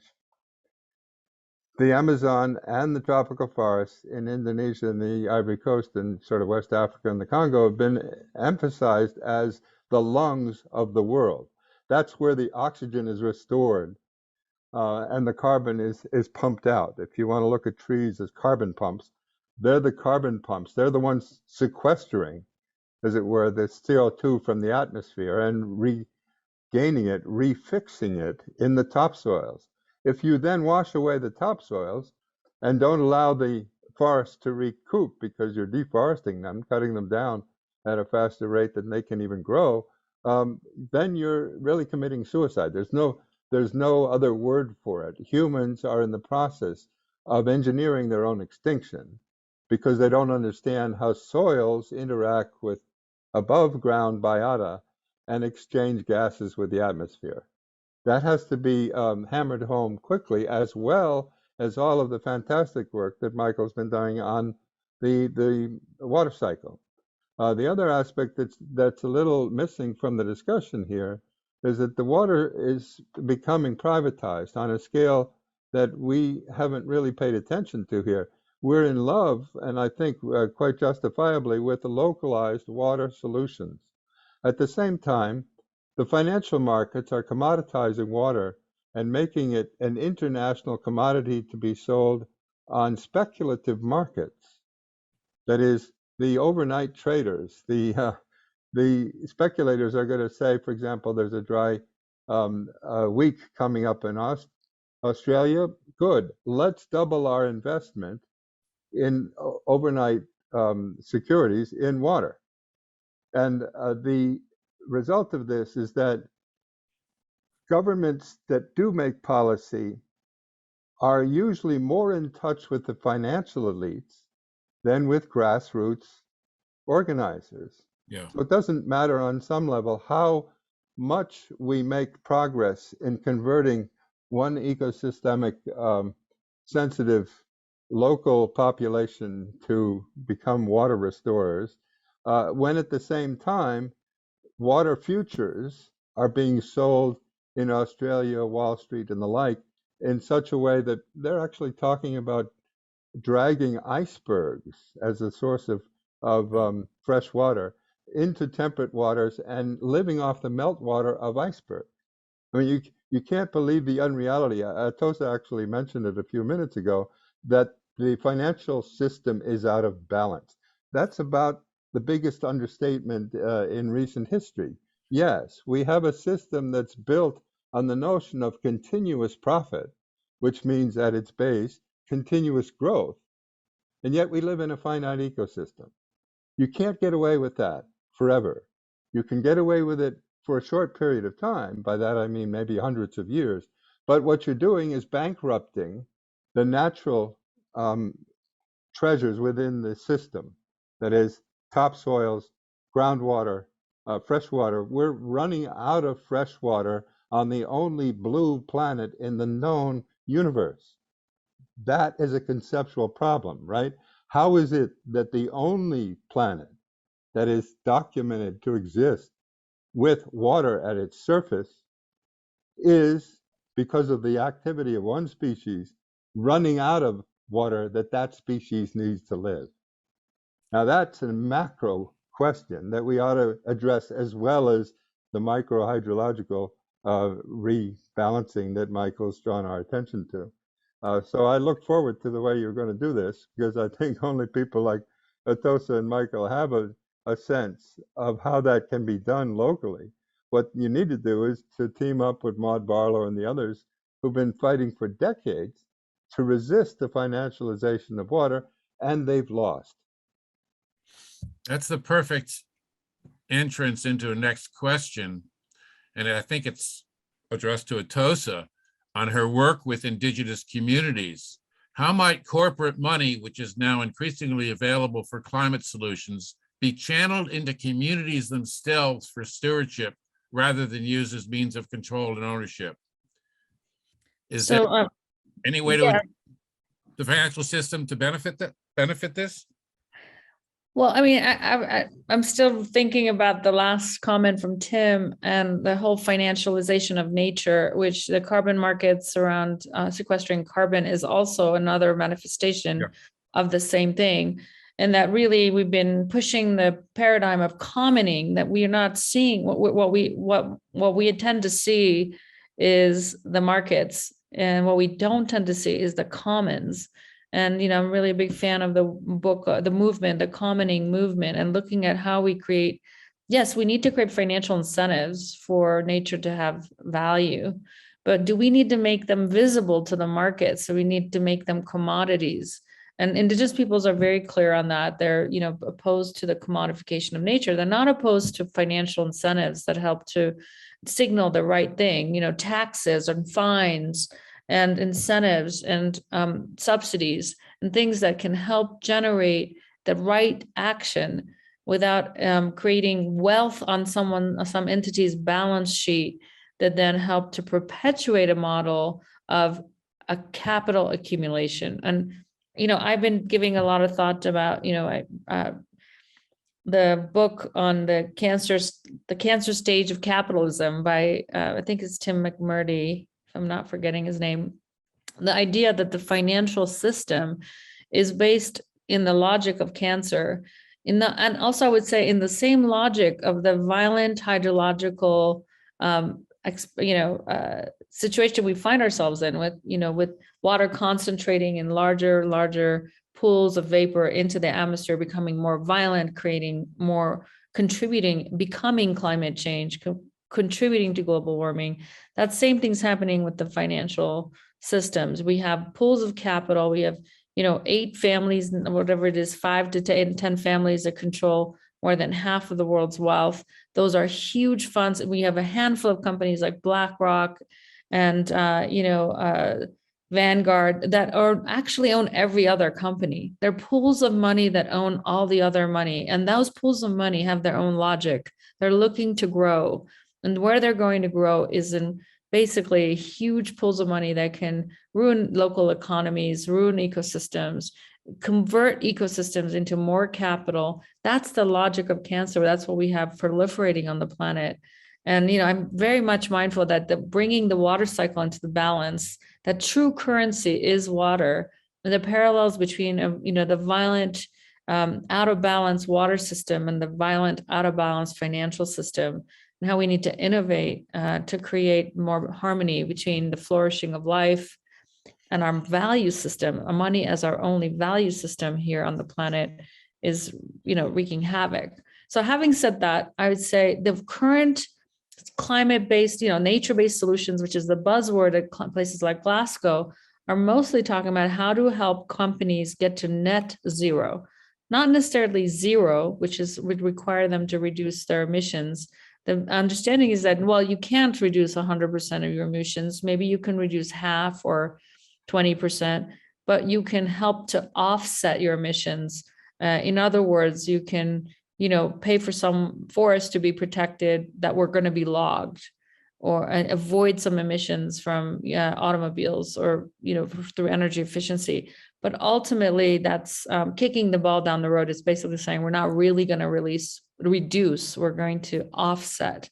And so, yes, it's possible if companies were saying, hey, we want to reduce 80% of our current emissions and offset, help draw down 80% of our historic emissions over the last 50 years through investing in forest conservation, then that would be something that we would be interested in. But right now, there's a lot of speculative work to reduce emissions through investing in reforestation and reducing emissions through investing in basically paying off polluters.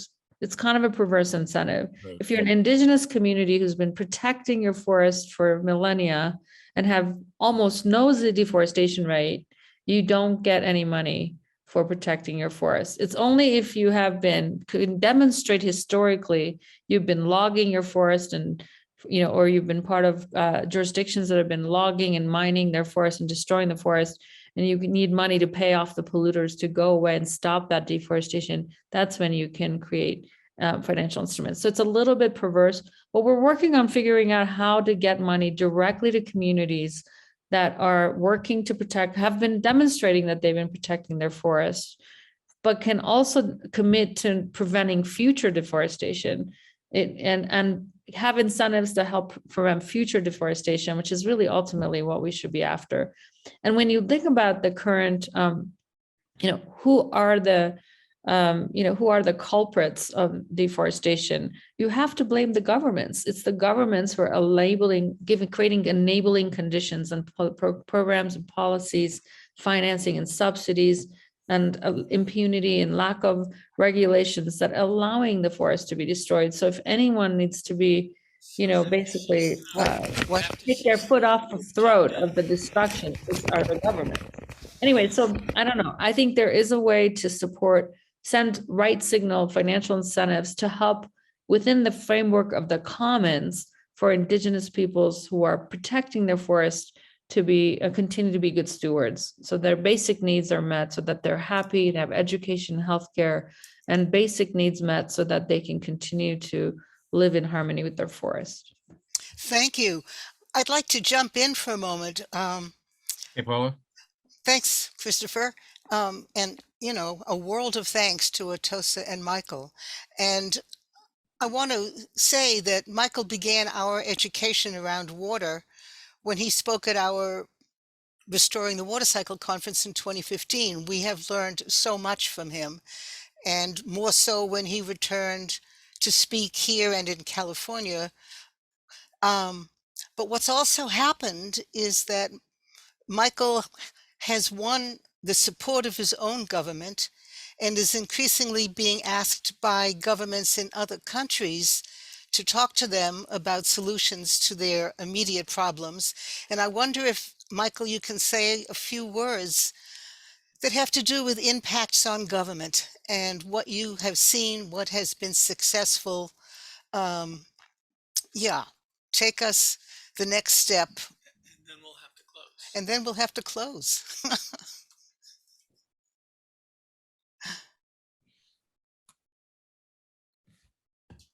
Usually government people are not like cheap solution. This is problem.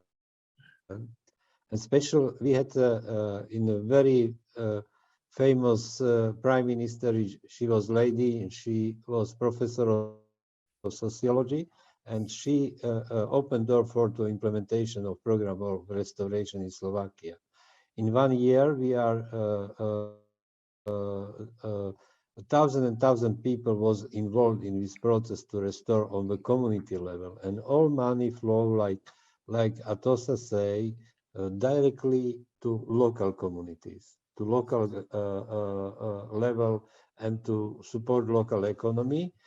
And in 1 year was built more than 100,000 water retention measures.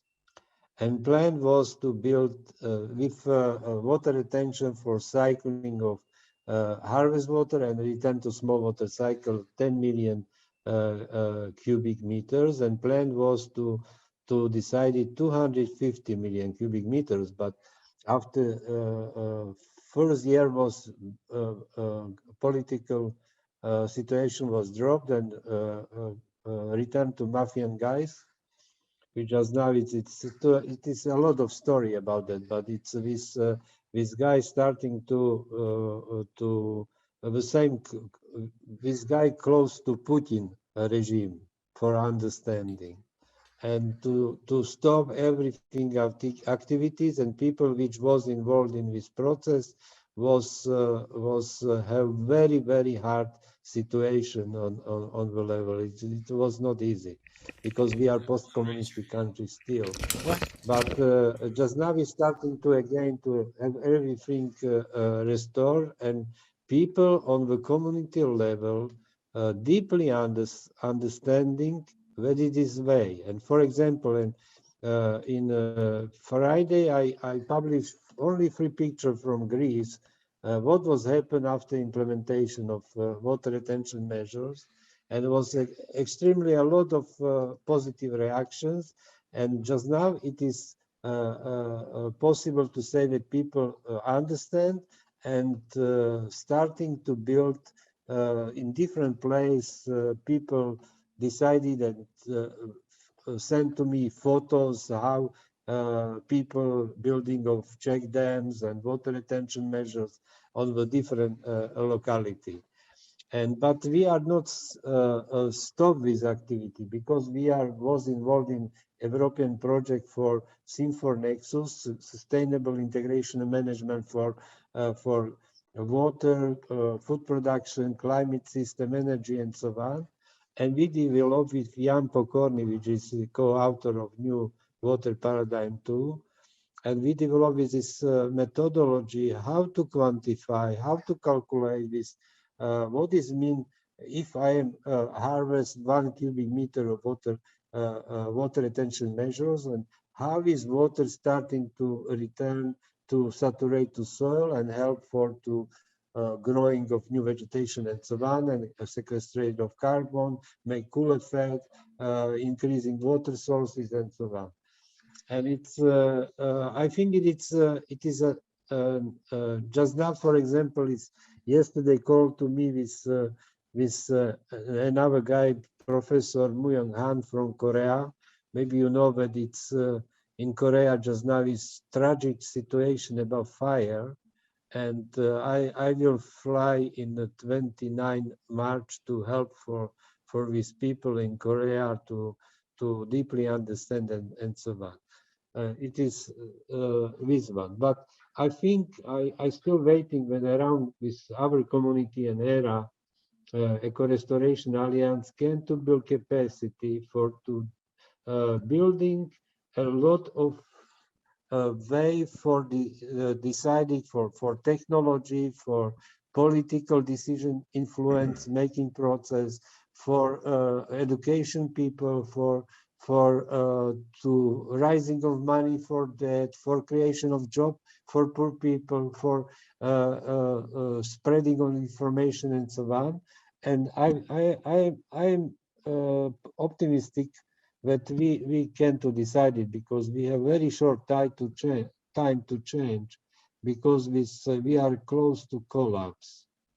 And solution about this restoring water is really is possible to very fast because today I built 1 cubic meter water retention measures. Tomorrow is raining, and with water is harvesting, and after tomorrow starting to create good condition for growing of new vegetation. This is very simple, which means it is, and on the community level, on the diverse system, it is really possible to decide it very, very huge progressive system. I know that it's government guys don't like this model, but we are people. We are 7 billion people around the globe, and we can to fascinate it into another people, because if I am looking for first time in Slovakia in 28 years ago when we built first check dams, and every people smile, what is complete stupidity, yeah? And it is not realistic, and you cannot to stop water dam to build water dam, and we stop build water dam, and we create this concept which can to help for people on the community level, because basic commodity for people is water. Without water, no food. Without water, not energy. Without water, we can to go to Mars, no water, yeah. And we know about the reality, and every tree is completely dependent on the water. Every food is dependent on the water, which means water is this fundamental food of all foods. And I am calling to you still, please help for this, because it is really possible. And for example, a couple months ago, we are decided on my community to develop this methodology, and we are starting to analyze how this money return. And we just now on completely shocked that it is if you invest, for example, $100,000 for this, and this money return on the 4 to 5 years, you are have on the commodity with positive impact on the climate, positive impact on the biodiversity, and so on. And this is about this. I'm sure that you know about that, Paula, and a lot of people. And what I strongly listen about the speech of Tim, and about this relationship, about this privatization of water sources, and problem about privatization of water sources is still problem about lack of water, scarcity of water. If we will start a campaign to return water to nature, and it's this privatization of water sources is nothing. Yeah, it is very simple solution. And we have a lot of water. Why you are privatizing of water? Because it's everybody have water, and animals on the nature have water too. Well, thank you very much, Michal, and thank you very much, Atossa. Paula, do you have something to say? Your hand is up. It is. So last message, Michal mentioned Moo Young Han in South Korea, whose work is about water cities, and also mentioned the Eco Restoration Alliance, which is a new, more than a project, a new extension of Biodiversity for a Livable Climate. And it is a collaboration that began only 8 months ago. It's growing very rapidly. It's a collaboration of scientists, conservationists, activists on the ground. Many organizations from all around the country, because together we want the world, because together we want to amplify the message that restoring ecosystems is critical, is what we have to focus on.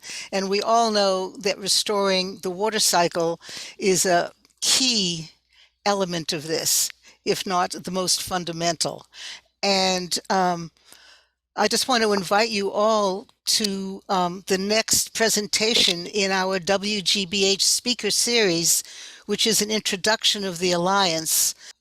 We will let all of you know, and I believe Maya put the link into chat for registering for the Alliance. It is an opportunity that we've had to partner with a public television station, WGBH, and yeah, we hope you'll all be there. Many thanks to the speakers today, and to the folks who've come who have the same deep concern that we all do for the future of the planet and all of its species and life. Okay. Thank you all. I think this brings us to a close.